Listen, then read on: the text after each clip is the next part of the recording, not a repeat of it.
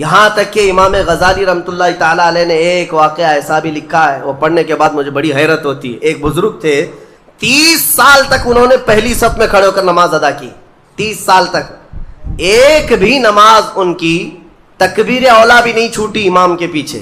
تکبیر اولا، امام جب پہلی تکبیر باندھ رہا ہے اس تکبیر میں وہ حاضر رہتے تھے، جماعت تو دور کی بات ہے، چھوٹنا، پہلی تکبیر کبھی نہیں چھوٹی 30 سال تک۔ 30 سال کے بعد ایک دن ایسا اتفاق ہوا کہ وہ مغرب میں لیٹ ہو گئے، ایک رکعت ہو گئی تھی، اور 30 سال کے بعد صفیں بھر گئی تھی، پیچھے جگہ ملی، وہ آئے اور کہا آج اگر میں پیچھے نماز پڑھوں گا سب گھوم گھوم کے مجھے دیکھیں گے۔ 30 سال سے جو پابند تھا کہاں گیا کہاں گیا، ہوتا یہی ہے نا، وہ شرمندگی کے مارے کہ لوگ مجھے دیکھیں گے کیا سوچیں گے، گھر چلے گئے، گھر جا کر مغرب پڑھ لی۔ عشاء میں آنے میں پھر ڈر لگنے لگا کہ اب تو پوری نماز میں ہی نہیں گیا تھا، لوگ سوچیں گے 30 سال کے بعد پہلی نماز آپ کی نہیں ہوئی ہے، کہاں گئے تھے کہاں گئے؟ عشاء میں بھی نہیں آئے، عشاء میں بھی نہیں آئے۔ اس زمانے میں ایک بڑے کامل بزرگ تھے، ان کو خبر کی گئی آج ایک بڑا حادثہ ہو گیا ہمارے شہر میں۔ کہا کیا؟ کہا فلاں بزرگ جو 30 سال سے مسجد میں تکبیر اولا کی بھی پابندی کرتے تھے آج وہ غائب ہے۔ تو اس بزرگ نے فرمایا چلو ہم ملتے ہیں۔ جا کر کے ملے کہ کیا ہے، طبیعت خراب ہو گئی، علیل ہو گئی، کیا ہوا؟ انہوں نے کہا کچھ ہوا نہیں، لیکن تھوڑا سا لیٹ ہو گیا مغرب میں، اور پھر پیچھے جگہ مل گئی 5-6 صفوں کے پیچھے۔ میں نے یہ سوچا کہ لوگ بعد میں کیا کہیں گے، لوگ کیا کہیں گے کہ اتنے سالوں کی پابندی کے بعد آج تمہاری پہلی صف بھی نہیں ہوئی، پہلی تکبیر بھی نہیں ہوئی۔ اس بزرگ نے کہا کس سے؟ 30 سال کی پابندی کرنے والے سے۔ کہا میاں جاؤ پچھلے 30 سال کی پوری نمازیں قضا کر لو، واپس دوبارہ پڑھ لو، اعادہ کرو، اس لیے کہ 30 سال جو تو نے پابندی کی نمازوں کی وہ تو یہی سوچ کر کے کہ لوگ کیا کہیں گے۔ آج تیرے دل میں یہ جو خیال آیا کہ لوگ کیا کہیں گے مغرب کے پیچھے ہو جانے سے، اس کا مطلب ہے کہ 30 سالوں تک جو تو نے پابندی کی یہ لوگوں کے لیے کیا، اللہ کے لیے نہیں۔ جاؤ واپس لوٹاؤ 30 سال کی نماز سے۔ رونگٹے کھڑے ہو جاتے ہیں جب میں یہ پڑھا۔ واقعی میرے عزیزوں، اس بات کا خیال بھی نہیں آنا چاہیے ہمیں عبادتوں میں کہ لوگ ہمیں کیا کہیں گے۔ اللہ رب العزت کا ذکر ایسے کرو کہ مدہوش ہو جاؤ، صرف میرا مولا مجھے دیکھ رہا ہے، دنیا کیا کہہ رہی اس سے ہمیں کیا غرض ہے۔ آج یہی بیماری نے بہت ساری عبادتوں میں ہمارے خلل ڈال رکھا ہے، خلل ڈال رکھا ہے۔ تمہارے سنتوں سے دور ہونے کا ایک بڑا سبب بھی یہی ہے کہ لوگ کیا کہیں گے۔ یہ کبھی نہیں سوچتے کہ قبر میں جاؤں گا تو مصطفیٰ کیا کہیں گے، میرے آقا صلی اللہ تعالیٰ علیہ وسلم دیکھیں گے تو کیا کہیں گے، یہ کیوں خیال نہیں آتا۔ اگر اسی حالت میں دنیا سے چلا گیا، جیسے آج آوارہ گردی میں ہوں، نشہ میں ہے، سنتوں سے دور ہے، اٹھا کر جب مجھے قبرستان لے جایا جائے گا، میرے آقا اگر دیکھیں میرے آقا کیا کہیں گے۔ عزیزان گرامی وقار، بعض بزرگوں نے فرمایا ہے کہ کچھ لوگوں سے اگر حضور ناراض ہوتے ہیں تو یہ تک پوچھتے ہیں کیا تو میرا غلام ہے؟ اگر وہ کہتا ہے یا رسول اللہ آپ کے سوا کس کا غلام ہو، تو پوچھا جائے گا کہ تیرے پاس علامت کیا ہے غلامی کی، دلیل کیا ہے۔ اس کو بھی شیخ عبدالحق محدث دہلوی رحمۃ اللہ علیہ نے ایک واقعے سے نقل کیا ہے۔ اس لیے میرے عزیزو، اعلیٰ حضرت نے جو فرمایا آج لے ان کی پناہ، آج مدد مانگ ان سے، کل نہ مانیں گے قیامت میں اگر مان گیا۔ اپنی عبادتوں میں اخلاص عطا کرو۔ آج کے زمانے میں سب سے زیادہ ضروری بھی یہ چیز ہے کہ میں یہ نہیں چاہتا کہ یہاں پر سارے لاکھوں مسلمانوں کو سڑک پر اتاروں، نہیں، اگر اخلاص والا ایک بندہ ہو تو پوری زمین کو زیر و زبر کر ڈالے گا۔ انقلاب ایک سے آتا ہے، ایک بھی کافی ہے اگر اخلاص والا ہو، ورنہ پھر کثرت سے کچھ ہونا نہیں ہے۔ آج جس طرح کی آزمائشوں کے تم شکار ہو، ان میں بھی ضرورت اسی بات کی ہے کہ تمہارے اندر اخلاص آ جائے، تمہیں کوئی ڈرا کر کے عبادت نہ کرائے۔ اور میں تو شروع سے کہتا بھی تھا، آج کئی جگہوں پر بچوں کی بھی تربیت کے لیے، مدرسوں میں بھی، شاید آج سے 10 سال پہلے ہی حافظ صاحب سے بھی جانتے ہوں گے، کیمرے لگائے جاتے ہیں کہ بچے کچھ غلط نہ کریں۔ ٹھیک ہے، نگرانی کے لیے جہاں تک ہے میں اس کا مخالف نہیں ہوں، لیکن ان کے دلوں میں اس بات کا اگر خوف ہے کہ استاد دیکھ رہے ہیں، مجھے جلدی نماز کے لیے جانا ہے، ایک نہ ایک دن تو کیمرہ بند ہوگا، کیمرے کے باہر بھی تو آئے گا، اس دن کیا کرے گا، اپنی اصلیت پر آ جائے گا۔ یہاں کوئی کیمرہ نہیں ہے، آزاد رہو، کھل کر کے رہو۔ مطلب یہ ہے کہ تم اس کو کیمرے کا عبادت گزار بنائے، اللہ کا نہیں۔ تربیت وہ ہونی چاہیے جو محبوب الہی نے فرمایا۔ ایک شخص آیا محبوب الہی سے پوچھنے لگا کہ حضور کبھی کبھار تو گناہ کرنے کی اجازت مل جانی چاہیے. آپ نے فرمایا کیوں نہیں, ملنا تو چاہیے. وہ خوش ہو گیا, کیا گناہ کرنے کی اجازت ملتی ہے؟ کہا بالکل ملے گی میری طرف سے. خوش ہو گیا, کہا کہ حضور بتائیے کیا ہے, کیسے کر سکتے ہیں؟ کبھی کوئی کبھار چھٹی تو ہونی چاہیے گناہ کرنے کے لیے, ہفتے میں ایک بار, مہینے میں ایک بار. محبوب الہی نے فرمایا بالکل, دو شرطیں ہیں میری, اگر وہ پورا کر لے تو تجھے اجازت ہے میری طرف سے گناہ کرنے کی. کہا بتائیے. محبوب الہی نے فرمایا پہلی شرط یہ ہے کہ جب گناہ کرنا ہو تو اللہ کی زمین سے باہر نکل کر کرنا, اس کی سلطنت سے باہر جا کر کرنا. جہاں اس کی سلطنت نہ ہو وہاں جا کر گناہ کرو, شوق سے کرو. اس نے کہا حضور کوئی ذرہ ایسا ہے جو میرے مولا کی سلطنت سے خالی ہے؟ کوئی ایسی جگہ ہے جو اللہ کی خدائی سے خالی ہے؟ پھر اس کے بعد اس نے کہا یہ تو ممکن نہیں کہ اللہ کی زمین سے باہر جاؤں, اس کی سلطنت تو ان کہکشاؤں میں بھی ہے جہاں ہماری بھی پہنچ نہیں, اور رب تبارک و تعالیٰ ہی کی سلطنت میں ہے سب. پھر اس نے کہا دوسری شرط آپ کی. محبوب الہی نے فرمایا جب گناہ کرنے کا ارادہ ہو تو وقت دیکھ لینا, اس وقت گناہ کرنا جب تیرا رب سو رہا ہو. اس نے کہا حضور یہ کیسی شرط ہے, میرا مولا تو وہ ہے لا تأخذہ سنۃ ولا نوم, میرا رب وہ ہے جسے نہ اونگ آتی ہے نہ نیند آتی ہے, وہ پوری کائنات کے لیے حی اور قیوم ہے. تو محبوب الہی نے کہا ظالم, جب تجھے یہ دونوں باتیں معلوم ہیں کہ تو اس کی سلطنت سے باہر نہیں جا سکتا اور اس کی غفلت کا ایک لمحہ کیا ایک آن بھی نہیں آ سکتی, تو کیا تجھے اس بات کی شرم نہیں آتی کہ اسی کی زمین پر اسی کے دیکھنے کی حالت میں گناہ کروں؟ یہ کیسے ممکن ہے کہ تجھے تیری ماں دیکھ رہی ہو, تیرا باپ دیکھ رہا ہو اور تو اس وقت ننگا ہو رہا ہو؟ تو اپنے گھر میں اپنے ماں باپ کے سامنے ننگا نہیں ہوتا تو اس پروردگار عالم کی بارگاہ میں اس کی نافرمانی کے لیے کیسے گناہ کر لے گا؟ زمین اس کی, سلطنت اس کی, اس کا کھا رہا ہے, اس کا پی رہا ہے, اس کی ہوائیں استعمال کر رہا ہے, ساری نعمتیں اسی کی دی ہوئی ہیں, اور تو کہتا ہے کہ گناہ کی اجازت چاہیے. اور پھر اللہ رب العزت ایک آن کے لیے بھی جب غافل نہیں ہے تو کیا اس بات کی شرم نہیں آتی کہ رب تعالیٰ دیکھ رہا ہو اور اس وقت تم گناہ کر رہے ہو؟ عزیزان گرامی, یہی وہ عبادت کا اعلیٰ درجہ ہے جو محبوب الہی نے سکھایا کہ کسی کے اندر یہ دو تصور آ جائیں کہ میرا مولا ہر گھڑی مجھے دیکھ رہا ہے اور میں جہاں جاؤں گا اسی کی سلطنت میں جاؤں گا. یہ اخلاص ہے, پھر یہ عبادتوں کی جان ہے. پھر دیکھنا آپ کی عبادتوں میں لطف کیسا آئے گا اور مزہ کیسا آئے گا, عبادتوں کا طور طریقہ ہی بدل جائے گا. ہاں یہاں آ کر کے پھر نماز میں حساب کتاب نہیں شروع کریں گے, نماز میں آ کر کے بازار کی باتیں تمہارے دماغ میں نہیں گھومیں گی, امام پتہ نہیں کیا پڑھ رہا ہے, مقتدی کہیں اور پہنچا ہوا ہے. یہ کیوں ہو رہا ہے؟ اخلاص نہ ہونے کی وجہ سے, دل کے اندر اخلاص نہیں, خالص اللہ کے لیے کرے.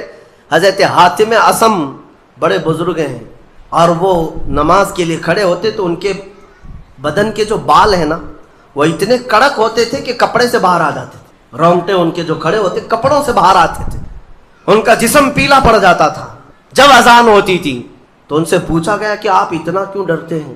کہتے ہیں دنیا والے بادشاہ اگر طلب کے لیے بلا لے تو ڈر ڈر کر کے جاتے ہیں کہ میرا کیا حساب ہونے والا ہے, اور وہ شہنشاہ اعظم جب بلا رہا ہے تو میرا دل خوف سے لرز جاتا ہے کہ اب میرے ساتھ کیا ہونے والا ہے. وہ میرے ایک لمحے سے بھی غافل نہیں. بادشاہوں کو ہیلے بہانے کر کے تم بچ تو سکتے ہو, اس کی بارگاہ میں کہاں بچو گے؟ اور پھر حاتم اصم سے پوچھا گیا آپ عبادت کیسے کرتے ہیں؟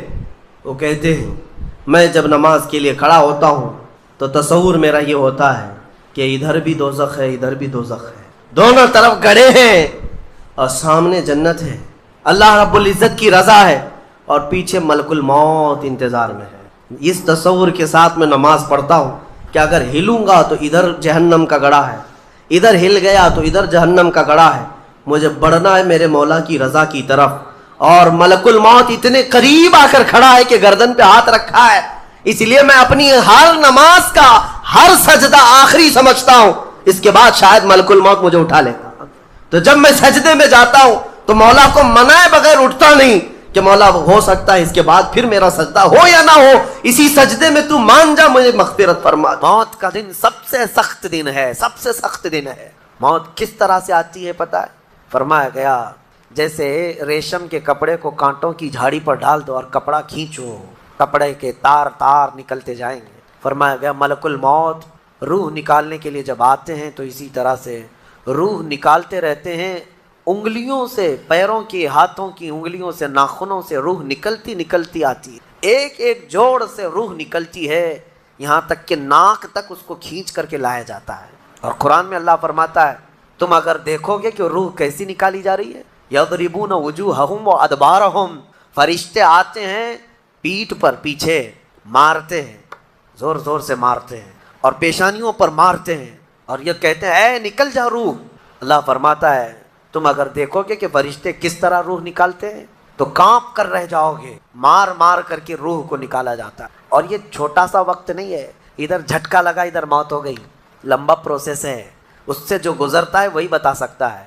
بعض لوگوں کو ایسا لگتا ہے زہر کھا لیا ابھی موت ہو گئی، سوسائڈ کر لیا ابھی موت ہو گئی، موت اتنی آسانی سے نہیں آتی، لمبا پروسیس ہے۔ موت سے پہلے فرشتے آ جاتے ہیں، چاہے تم اچھے آدمی ہو، بیٹھے ہوئے ہو، تم کو بھی اگر موت آنی ہے تو تم پہلے فرشتوں کو دیکھنے لگ جاؤ گے، لیکن بتا نہیں سکتے کسی۔ موت سے تھوڑی دیر پہلے فرشتے قریب آ جاتے ہیں، پہلے جماعت فرشتوں کی آتی ہے، پھر ملک الموت آتے ہیں۔ ملک الموت ان فرشتوں کے بیچ آتے ہیں، جیسے ہی یہ مرنے والا آدمی ملک الموت کو دیکھ لیتا ہے پھر اس کے جسم میں کپ کپی طاری ہو جاتی ہے، اور ایسی کپ کپی طاری ہوتی ہے کہ کبھی پیشاب نکل جاتا ہے، کبھی پخانہ نکل جاتا ہے۔ اکثر دیکھنا مرنے والوں کی نجاست نکل جاتی ہے۔ ملک الموت کو وہ بہت قریب سے دیکھتا ہے، اور ان کی دو شکلیں ہیں، ایک بہت بھیانک شکل ہے، اس کو دیکھنا ہی عذاب ہے، اور ایک بہت خوبصورت شکل ہے، ان کو دیکھنا ہی رحمت ہے۔ وہ نیک بندوں کی روح نکالنے کے لیے جب جاتے ہیں تو خوبصورت شکل میں جاتے ہیں، اور جب گنہگاروں کی روح نکالنے جاتے ہیں تو بھیانک شکل میں جاتے ہیں، اور ان کو دیکھتے ہی مرنے والے کا جسم پیلا پڑ جاتا ہے، پیشانی اکھڑ جاتی، آنکھیں پھٹی رہ جاتی، اور پھر خرخرا آنے لگ جاتا ہے، یعنی خر خر کی آواز تیز ہو جاتی ہے۔ وہ بولنا چاہتا ہے اپنے پاس والوں کو لیکن بول نہیں سکتا، بند ہو جاتا ہے۔ یہ وہ وقت ہے جب اس کے توبہ کا دروازہ بھی بند ہو جاتا ہے۔ اب اگر فرشتوں کو دیکھ کر کوئی توبہ بھی کر لیا، ایمان لایا، تو اس کا ایمان قبول نہیں۔ اس وقت سے پہلے پہلے تک جو بھی ایمان لایا یا توبہ کیا اس کی توبہ قبول ہے، لیکن موت کا خرخرا آ گیا اور فرشتوں کو دیکھ لیا، اس کے بعد بہت سارے کافر بھی پکاریں گے کہ ہم ایمان لاتے ہیں اللہ پر، نہیں، اب ایمان قبول نہیں ہوگا۔ موت اتنی آسانی سے نہیں آتی، اس کا پروسیس ہے۔ فرشتے آتے ہیں، ملک الموت آتے ہیں، پھر اس کے بعد اس کو گھور کر دیکھتے ہیں، پھر اس کو چت لٹا دیا جاتا ہے، یا جس حالت میں بھی ہے وہ گر جاتا ہے، کھڑا ہے تو گرتا ہے، بیٹھا ہے تو گرتا ہے، موت آنے سے پہلے لڑک جاتا ہے۔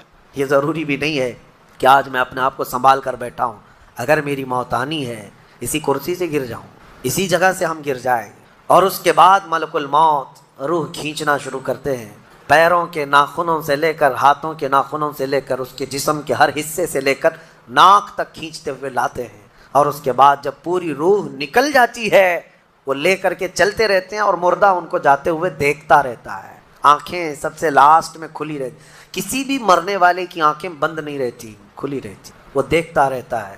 اسی لیے حدیث پاک میں ہے جب کسی کی روح نکل جائے تو سب سے پہلے تم اس کی آنکھیں بند کر دو، ہمیں بند کرنا ہوتا ہے، اور اس کے بعد منہ بھی کھلا رہ جاتا ہے، منہ اوپن رہ جاتا ہے، فرمایا گیا منہ کو دبا کر بند کر دو۔ یہ سب نشانیاں ہیں میرے عزیزوں موت کی سختیوں کی۔ آپ کو پتہ ہے جب رسول کریم صلی اللہ تعالیٰ علیہ وسلم کی وفات آئی، اللہ اکبر، نزع کا عالم اتنا سخت تھا کہ بار بار حضور اکرم صلی اللہ علیہ وسلم کو پورے پانی کے مٹکے انڈیل دیے جا رہے تھے، 3 مٹکے حضور پر انڈیل دیے موت سے پہلے، اور حضور اس کے بعد تھوڑا آرام محسوس کرتے اور پھر شدت کا بخار، اور وہ آخری وقت تھا جب حضرت فاطمہ آپ کے پاس آئی تھی، حضور نے ان کے کان میں بتا دیا، وہ رونے لگ گئے۔ کیا کہا تھا حضرت فاطمہ کہتی ہیں حضور نے فرمایا اے فاطمہ اب میں جا رہا ہوں، میرا آخری وقت۔ پھر ایک دوسرے کان میں ان سے کہا میرے خاندان میں سے سب سے پہلے تم مجھ سے ملنے والی۔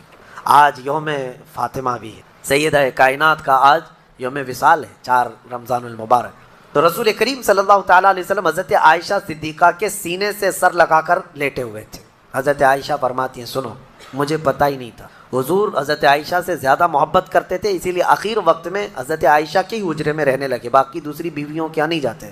حضرت عائشہ کہتی میں حضور اکرم صلی اللہ تعالیٰ علیہ وسلم کو کبھی مسواک دے رہی، کبھی پانی کے چھڑکاؤ کر رہی۔ تھوڑی دیر کے بعد حضور اکرم صلی اللہ تعالیٰ علیہ وسلم لیٹے لیٹے اسی طرح رہ گئے۔ حضرت عائشہ کہتی ہے میرے سینے پر حضور کا سر تھا، وہ اتنا بھاری ہو گیا مجھے لگتا تھا کہ میری پسلیاں ٹوٹ جائیں گی۔ یہ حضرت عائشہ کہتی ہے مجھے ایسا لگتا تھا کہ میری پسلیاں ٹوٹ جائیں گی۔ ہوا کیا تھا، حضرت عائشہ فرماتی ہیں دروازے پر جبرائیل امین آئے، روح نکلنے سے پہلے کی بات ہے۔ حضرت عائشہ فرماتی ہیں حضور کے پاس جبرائیل آخری بار آئے، وہ غمگین حالت میں آئے یا جس حالت میں ہو۔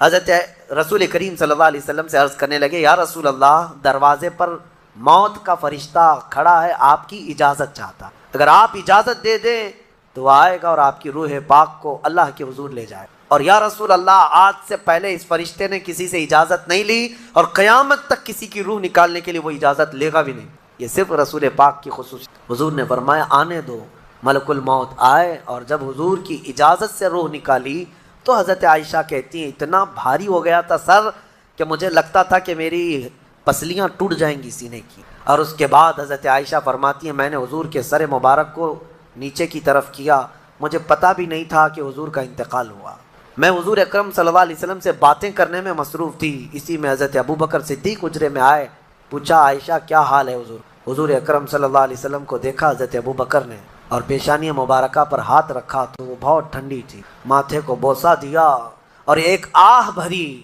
اور ایک جملہ کہا تھا، یا رسول اللہ، ایک بار موت آنی تھی وہ آپ پر آ گئی، اب موت کی سختی اللہ دوبارہ کبھی آپ کو نہیں عطا کرے۔ موت کی سختی کیونکہ حضور کو انہوں نے دیکھا تھا، کئی دنوں سے تکلیف تھی، 13 دن تک حضور پاک صلی اللہ علیہ وسلم کو تکلیف تھی، 13 دن تک۔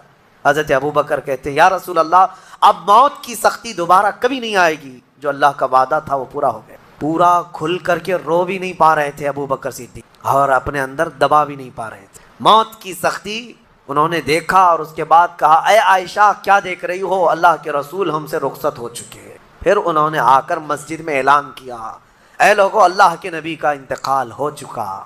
اب مجھے یہاں یہ بتانا ہے، اگر موت سے کوئی بچ سکتا تھا تو سب سے پہلا نمبر تو رسول اللہ کا ہونا چاہیے تھا، کیونکہ اللہ کے سب سے محبوب نبی وہی ہیں۔ جب رسول پاک صلی اللہ تعالیٰ علیہ وسلم کو بھی موت آئی تو میاں ہمارا اور تمہارا شمار نہیں، چاہے 100 سال زندگی مل جائے لیکن مرنا ضرور۔ بہرحال یہ باتیں بڑی طویل ہو جائیں گی، موت کا تذکرہ اس لیے بھی میں زیادہ کرتا ہوں کہ حدیث پاک میں ہے مومنوں کو یہ تذکرہ کرو تاکہ ان کو گناہوں سے نفرت پیدا ہو جائے اور آخرت کے سفر کی تیاری وہ شروع کریں۔ اللہ کریم ہم سب کو دنیاوی خرافات سے محفوظ فرمائے، دنیا کی لذتوں سے اور یہ فانی خرافات میں مبتلا ہو کر آخرت بھولنے سے اللہ ہماری حفاظت فرمائے۔ مولا کریم جب ہماری موت آنے کو ہو